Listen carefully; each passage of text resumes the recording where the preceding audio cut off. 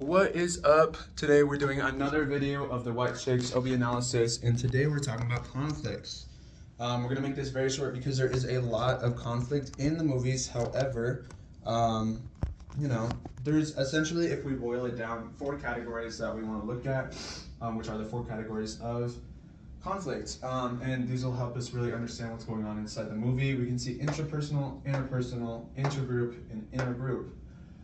Intrapersonal is within, like the own person. This is with both Kevin and Marcus. They have a lot of interpersonal or intrapersonal, just conflicts. There's like emotional dissonance, emotional labor, and a lot of role conflict. This creates kind of an issue within both of them, and then also their desires. One has a wife already, and then the other has a reporter that he's trying to pursue. And so with that, there's kind of a lot of issues with the one who has a wife. He is being chased by a man while he's a girl. And so there's conflict with that. His name is Terrell, or Latrell, sorry. And so that's like another form of conflict, just because they don't really fight, but they like kind of go against each other. One trying to approach, one trying to go away. Anywho, they both have different desires. One wants to keep the wife, one wants to get their, reporter shoddy bay, if you will. And so a lot of this issue is inside of both of them, which comes out to the interpersonal issues. Between the Copeland brothers, they have opposing ideas and goals. Enough space. Oh yeah. Opposing goals, and then also opposing personalities. If we look at their ocean scores, they kind of weigh each other out, which is normally a good thing because it's kind of like, as I said, yin yang, where they go in the spiral, and they kind of weigh each other out. But sometimes that does cause a lot of conflict, especially with their differing goals. Then we can look at intra-group. Within this, we can see like the Copeland brothers and the three girls who they were befriending as the Wilson sisters.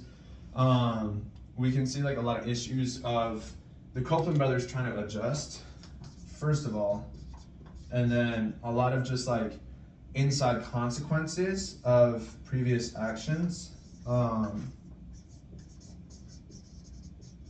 of boiling up and causing issues inside of the group. And we can actually look at their style of leadership to see how they usually solve this. It's a servant style of leadership. And so what happens is the Copeland brothers really help the other girls with any issues that they may have, because it tended to be external issues rather than internal that cause squabbles between the group. And so because of that, they use their servant style leadership to help kind of like get rid of the outside issues, so that as friends they didn't really have any. And then we also have intergroup, and so this is between the Copeland brothers and Vanessa, and the Copeland brothers and the kidnappers.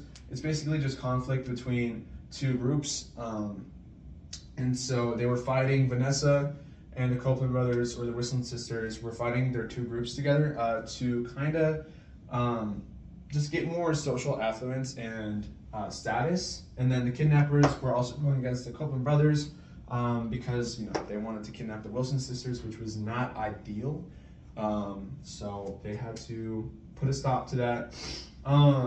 There are a lot of different like resolution styles, but as I said before, the biggest one that we can see with the Copeland brothers was using their servant style leadership, and really dealing with the outside issues that were causing internal issues, and that settled the issues that they had as a team.